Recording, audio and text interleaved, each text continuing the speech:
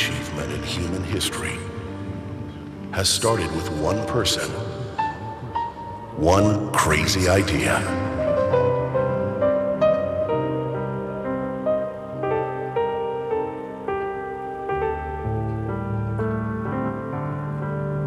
Motivated by one clear message.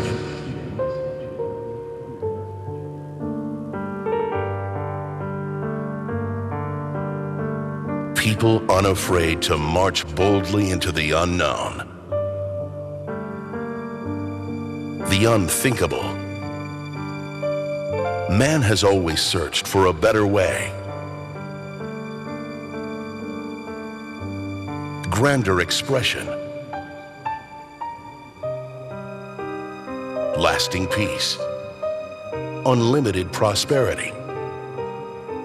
When confronted by the oppression of fear and conventional wisdom, the bravest always chart a new course to a new world.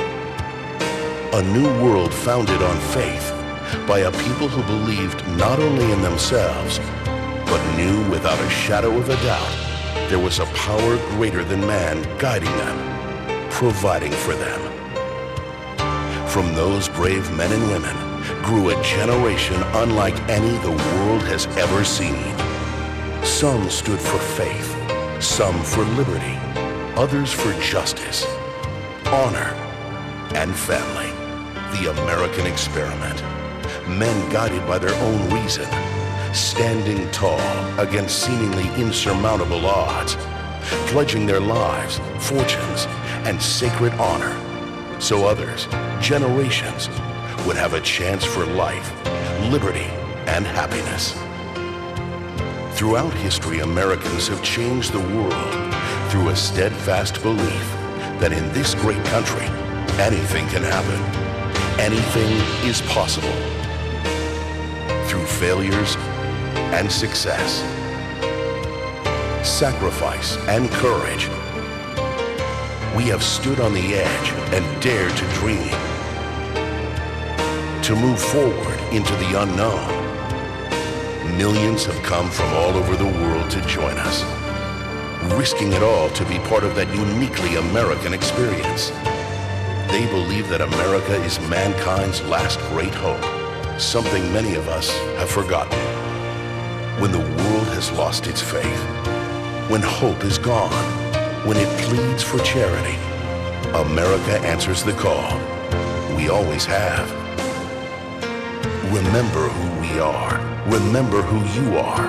Remember the spirit of those who came before us. It's time to restore America. Restore the world.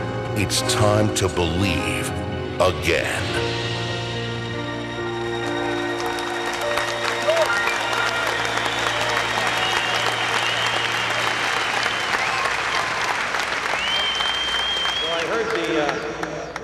The media estimates on the crowd size.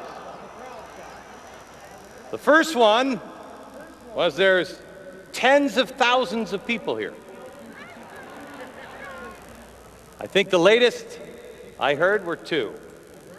I heard over 300,000, and I heard over 500,000. And if that's coming from the media, God only knows how many. This day is a day that we can start the heart of America again. And it has nothing to do with politics. It has everything to do with God. Everything, turning our face back to the values and the principles that made us great.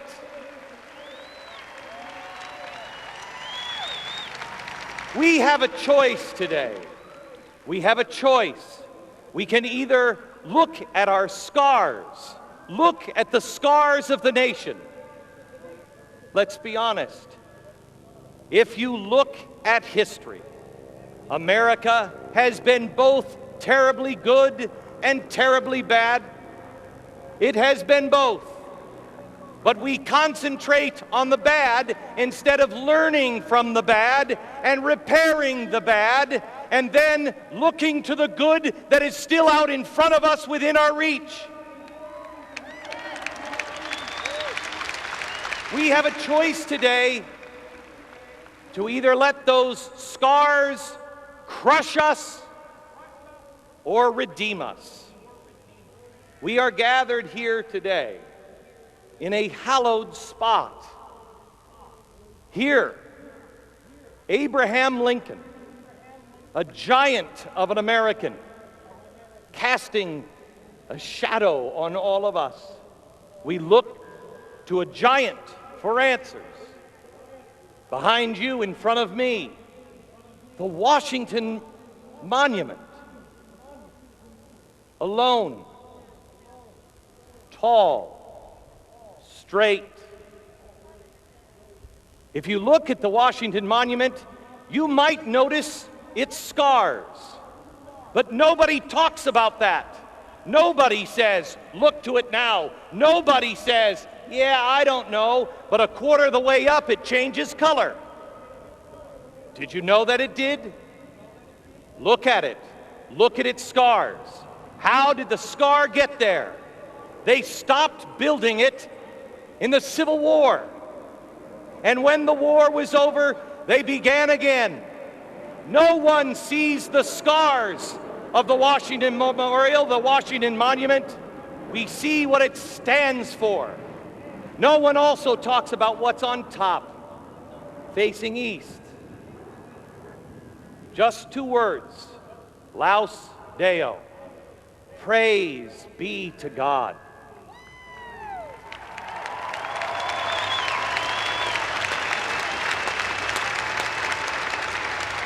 When I was 18 years old, I used to sit in between the second and third column there. I'd come about 5 o'clock in the morning, and I would sit there, and I would watch the sunrise over the Capitol.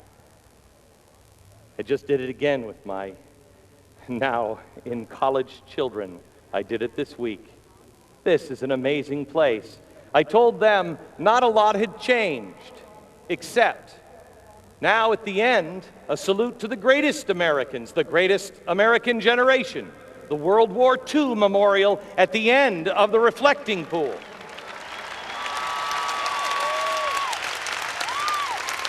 Men and women who did what they had to do, not because they wanted to, but because they were faced with no choice. You cannot coexist with evil. They did the right thing. They stood against all odds. The Vietnam Memorial here, saluting all the grand veterans that we didn't welcome home when they came. We finally welcome them home now.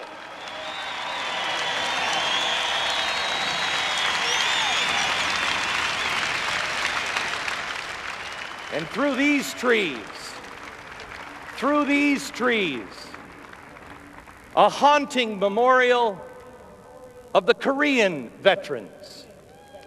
We are standing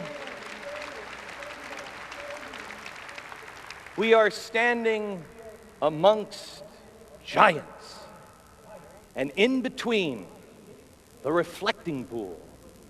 Why? Is it so we can say, wow, look how dirty it is?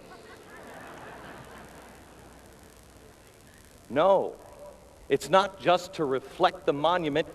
It is intended for us to reflect on what that man meant, and those men meant, and those, and that man meant, and the man who stood down on those stairs and gave his life for everyone's right to have a dream, Martin Luther King.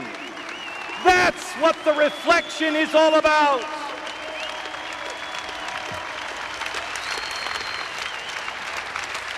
We are to reflect on what these great men did. Why did they give their lives? And all of them did. George Washington, he was a general. he fought and fought and fought and fought. And when it was falling apart and they needed the Constitution, they came riding to his front door and they knocked on his door and he answered it and they said, "General, we will not survive. It's falling apart. We need you at the Constitutional Convention." His response was, "Have I not yet done enough for my country?" He closed the door. He reflected, mounted his horse, and gave yet another part of his life because it was the right thing to do. So what did these great people give their lives for? They gave it for the American experiment. And that's what this is, an experiment. It's not just a country, it's an idea that man can rule himself. That's the American experiment.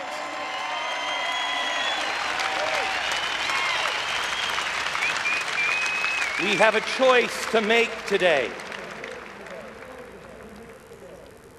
Do we, Americans that live today, surrounded by giants who gave it all, do we today say the experiment cannot work? Man must be ruled by someone. It does not end here. It shall not end now. It shall not end in my generation, in your generation. It is up to us.